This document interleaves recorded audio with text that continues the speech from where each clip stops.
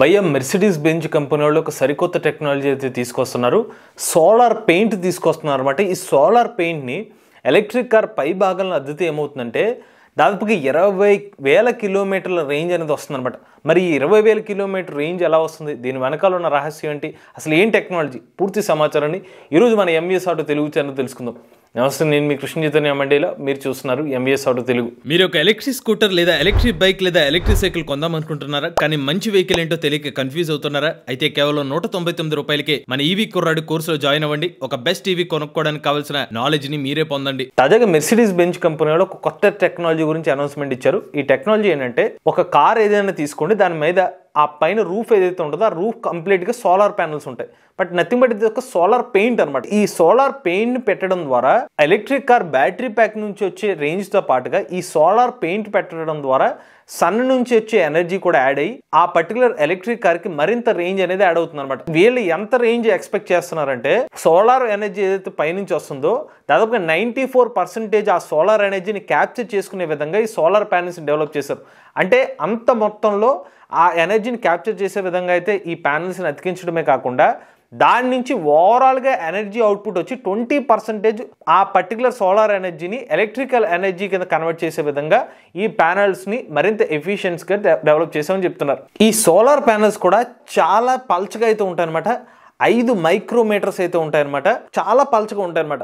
ఈ particular solar panels wait కూడా చూసుకున్నట్లయితే కేవలం 50 గ్రాములు ఉంటుంది ఒక స్క్వేర్ మీటర్కి. ఇంత పల్చటికి సోలార్ ప్యానల్స్ యూజ్ చేయడం వల్ల వెయిట్ కూడా తక్కువగానే ఉంటుంది. ఏదైనా ఒక పర్టికులర్ కార్ మీద సోలార్ పెయింట్ ని అప్లై చేసినా కూడా పెద్ద వెయిట్ కూడా అనిపించదు. అలానే ఇందులో ఉపయోగిస్తున్న మెటీరియల్ ఏదైతే ఉందో ఇది నాన్ టాక్సిక్ మెటీరియల్ అని చెప్తున్నారు. ఎన్విరాన్మెంటల్ ఫ్రెండ్లీగా ఈ సోలార్ ప్యానల్స్ అయితే డెవలప్ చేసామని చెప్తున్నారు. దీనికి సంబంధించిన ఒక ఫోటోను కూడా మెర్సిడీస్ బెంజ్ కంపెనీ వాళ్ళు కాన్సెప్ట్ ఫోటోను అయితే రివీల్ చేయడం జరిగింది.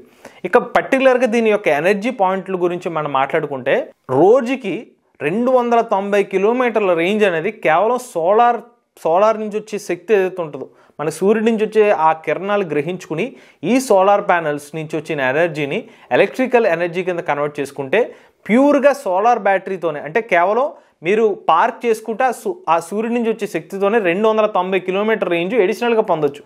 అంటే సంవత్సరానికి 20,000 కిలోమీటర్లు కేవలం సోలార్ పవర్తోనే మనం ఆ ఎలక్ట్రిక్ కార్ మీద ప్రయాణించవచ్చు, ఉచితంగా సోలార్ పవర్తోనే. ఇది మెర్సిడీస్ బెంజ్ కంపెనీ వాళ్ళు బాగా హైలైట్ చేస్తున్న సోలార్ టెక్నాలజీ. అయితే ఇటువంటి ఒక టెక్నాలజీని ఇప్పటికే యాప్టెరా అనే ఒక కంపెనీ వాళ్ళు కూడా డెవలప్ చేస్తున్నారు. అమెరికాకు చెందిన యాప్టెరా అనే కంపెనీ వాళ్ళు చాలా సంవత్సరాల నుంచి ఈ సోలార్ టెక్నాలజీ మీద అయితే వర్క్ చేస్తున్నారు. వీళ్ళు సోలార్ కారు, ప్రపంచపు మొట్టమొదటి సోలార్ కార్ని డెవలప్ చేసిన యాప్టెరా కంపెనీ వాళ్ళు అనమాట. ఈ యాప్టెరా వాళ్ళు ఎలక్ట్రిక్ కార్స్ మీద ప్రత్యేకంగా డైరెక్ట్గా సోలార్ ప్యానల్స్ని ప్రింట్ చేసేస్తారు అనమాట ఈ కార్ మీద. ఈ సోలార్ కార్ యొక్క ఎఫిషియన్సీ చూసుకున్నట్లయితే రోజుకి ఒక 64 కిలోమీటర్ల రేంజ్ అనేది కేవలం మనం పార్క్ చేసుకుంటే చాలు. ఆ పార్క్ చేసుకునే టైంలో సూర్యుడు ఏదైతే ఆ సూర్య కిరణాలు వచ్చి ఆ సోలార్ ప్యానల్స్ పెడతాయో ఆ దాని మీద పడిన ఎనర్జీనే మనకు రోజుకు ఒక 64 కిలోమీటర్లు అయితే ప్రయాణించవచ్చు ఉచితంగా. సో అంటే మెర్సిడీస్ బెంజ్ కంపెనీ వాళ్ళు చెప్పిన దాని మీద కొంచెం ఎఫిషియన్సీ తక్కువ, బట్ వాళ్ళు చెప్పింది అయితే చాలా ప్రజెంట్ న్యూ టెక్నాలజీ కింద చాలా ఎక్కువ రేంజ్ అనేది మెర్సిడీస్ బెంజ్ కంపెనీ వాళ్ళు అయితే క్లెయిమ్ చేస్తున్నారు. ఇక యాప్టెరా సోలార్ ఎలక్ట్రిక్ కార్ సంబంధించిన స్పెసిఫికేషన్ చూసుకున్నట్లయితే ఇది చాలా స్పీడ్గా వెళ్తుంది అనమాట. 100 కిలోమీటర్ల వేగాన్ని కేవలం 4 సెకండ్లో చేరుకోగలదు. అలానే ఇందులో battery pack plus solar energy రెండూ కలుపుకుంటే కనుక ఒక్క ఛార్జ్ మీద, కేవలం ఒక్క ఛార్జ్ మీద 1600 కిలోమీటర్ల రేంజ్ అనేది కార్ మీద ప్రయాణించవచ్చు. వీళ్ళు బ్యాటరీ ప్యాక్ కెపాసిటీస్ వచ్చి 25 కిలోవాట్ అవర్ల కెపాసిటీ నుంచి అప్ టు 100 కిలోవాట్ అవర్ల కెపాసిటీ వరకు అయితే బ్యాటరీ ప్యాక్స్ అనేది ఆఫర్ చేస్తున్నారు. ఉదాహరణకి వీళ్ళు 42 కిలోవాట్ అవర్ల బ్యాటరీ ప్యాక్ కెపాసిటీ వేరియంట్తో ఒక్కసారి ఛార్జ్ పెడితే వీళ్ళ ఎలక్ట్రిక్ కార్ వచ్చి 650 కిలోమీటర్ల పైగా రేంజ్ అనేది ఆఫర్ చేస్తున్నారు. అలానే వీళ్ళ 100 కిలోవాట్ అవర్ల బ్యాటరీ ప్యాక్ యూజ్ చేస్తే కనుక 1600 కిలోమీటర్ల రేంజ్ అనేది యాప్టెరాకి సంబంధించిన సోలార్ ఎలక్ట్రిక్ కార్ మీద అయితే మీరు పొందవచ్చు అని చెప్తున్నారు. బట్ ఇక్కడ రేంజ్ ఏదైతే ఉందో solar power plus battery pack capacity అనమాట. సో మెజారిటీ రేంజ్ అనేది బ్యాటరీ ప్యాక్ కెపాసిటీ నుంచి వస్తుంది. ఎవరైనా బాగా ఎండగా ఉన్న రోజు జస్ట్ ఆ కార్ని అలా ఎండలో పార్క్ చేశారు అనుకోండి, ఆ రోజు ఇంకొక 40 కిలోమీటర్లు అడిషనల్గా తిరగచ్చు అనమాట.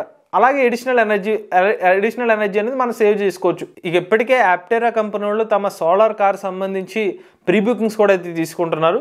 చాలా ఇంట్రెస్ట్ కూడా వచ్చింది అని అయితే కంపెనీ వాళ్ళు అయితే చెప్తున్నారు. ఈ యాప్టెరా కార్ ఏదైతే ఉందో మరీ పెద్దగా అయితే ఉండదు అనమాట. కేవలం ఇద్దరు కూర్చునే విధంగా చిన్న సైజు కార్ అయితే ఉంటుంది. బట్ ఇది లైట్ వెయిట్ ఉండడం వల్ల ఏంటంటే రేంజ్ ఆఫర్ చేయడం అనేది వీలవుతుంది. ఎప్పుడైతే కార్ యొక్క సైజు పెరిగిపోయి వెయిట్ పెరిగింది అనుకోండి, దానివల్ల కూడా మనకి రేంజ్ అనేది ఎఫెక్ట్ అయ్యే అవకాశం ఉంటుంది. వీళ్ళు చెప్పిన రేంజ్ ఏదైతే ఉందో లిటరల్గా మైండ్ బ్లోయింగ్ ఫిగర్స్ అని చెప్పుకోవచ్చు.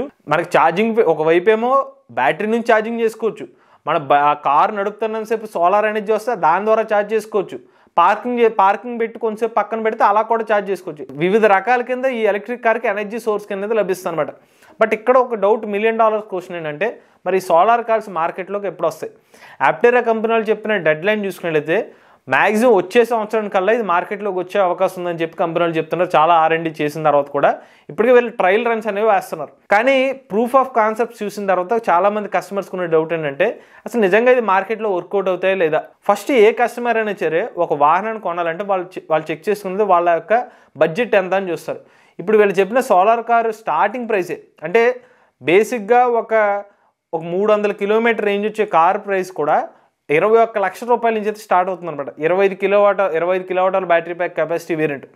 మరి 21 లక్షల రూపాయలు పెట్టి ఇంత ఒక 2 సీట్లకు సంబంధించిన సోలార్ కార్ని ఎంతమంది కొనడానికి ఇష్టపడతారు? మోస్ట్లీ దానికన్నా ఇంకా లగ్జరీ కార్లకు వెళ్ళే అవకాశం కూడా ఉంటుంది. దీని ఎంత ఎనర్జీ సేవింగ్స్ ఉన్నా కూడా వాళ్ళు సరే మళ్ళీ ఇది ఎంత పెట్టాలి, ఇంత చిన్న సైజు ఉంది, ఫ్యామిలీ పాయింట్లో మరి వెళ్ళడానికి ఉండదు అని ఆలోచించే వాళ్ళు ఉంటారు. బట్ ప్యూర్లీ ఎనర్జీ ఓరియంటెడ్ మీద ఆలోచిస్తే ఒక పాజిటివ్ కింద కనిపిస్తుంది. బట్ సోలార్ కార్స్ మార్కెట్లోకి వస్తాయా లేదా అని ఆలోచించే టైంలోనే ఆల్మోస్ట్ ప్రాక్టికాలిటీకి దగ్గరలోకి వచ్చేసింది ఆప్టెరా సంబంధించిన సోలార్ కారు. అలానే ఇప్పుడు మెర్సిడీస్ బెంజ్ వాళ్ళ కంపెనీ వాళ్ళు కూడా మరింత ఎఫిషియన్సీ దాదాపుగా ఒక్కసారి ఎండ్లో పెడితే 290 కిలోమీటర్ వరకు రేంజ్ వస్తుందని చెప్తున్నారు. మరి ఈ టెక్నాలజీ మీద మీ అభిప్రాయం ఏంటో చెప్పండి. సాధారణ కారు కన్నా ఒక 2-3 రెట్లు ఎక్కువ ఉన్నా కూడా సోలార్ కార్లు తీసుకోవడానికి మీలో ఎంతమంది ఇంట్రెస్ట్ చూపిస్తున్నారు? మీ అభిప్రాయాన్ని కామెంట్ రూపంలో చెప్పండి. ఇలా కూడా ఎలక్ట్రిక్ వెహికల్ పిచ్చినట్టు మీ ఓనర్షిప్ మాతో షేర్ అవుతున్నట్లయితే స్క్రీన్ పై కనిపించే నెంబర్కి వాట్సాప్ చేయండి. నేను డిస్క్రిప్షన్ ఫామ్ ని ఫిల్ చేయండి. ఈ వీడియో కానీ మీరు నచ్చినట్లయితే MVS auto Telugu channel subscribe చేసుకోండి. ఈవీ కరెంట్ కోసం ఈవీ కొరడ ఛానల్, రివ్యూస్ కోసం ఈవీ కొరడ రివ్యూస్ ఛానల్, ఏ కరెంట్ కోసం ఏ తెలుగు ఛానల్ సబ్స్క్రైబ్ చేసుకోండి. Charge and nature drive future.